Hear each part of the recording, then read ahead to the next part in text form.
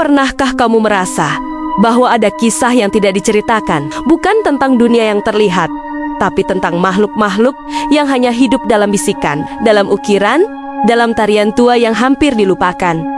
Mereka bukan hantu, tapi penjaga, bukan arwah penasaran, tapi bagian dari kekuatan alam yang disembah, dihormati, dan diwariskan dari zaman sebelum sejarah tertulis. 7 makhluk mitologi dari pelosok Nusantara, dan kisah mereka akan membawamu menembus batas antara nyata dan legenda. Pertama, Antaboga. Naga purba dalam mitologi Jawa. Ia bukan perusak, tapi pencipta dunia atas. Dalam dunia pewayangan, Antaboga digambarkan hidup di dasar bumi, meditatif, tenang, dan penuh kebijaksanaan. Ia menciptakan Batara Guru dari air mata cintanya, simbol dari pengorbanan demi penciptaan. Kedua, Naga Basuki, dikenal sebagai penjaga Gunung Agung dan Pura Besaki. Naga ini bukan makhluk jahat, tapi pelindung spiritual. Masyarakat Bali percaya ia menjaga keseimbangan antara dunia manusia dan dunia dewata. Dalam beberapa upacara, namanya disebut untuk memohon restu dan perlindungan.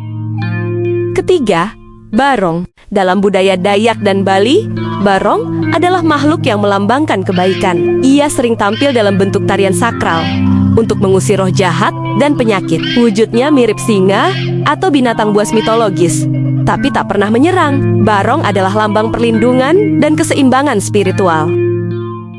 Keempat, Bubuking. Dalam cerita rakyat Papua, ada sosok raksasa bersisik, separuh kura-kura, separuh manusia. Ia dikenal sebagai penjaga dan pembentuk daratan, mendorong gunung, membelah sungai. Sosok ini tidak dikenal luas, tapi hidup dalam dongeng lisan para tetua suku.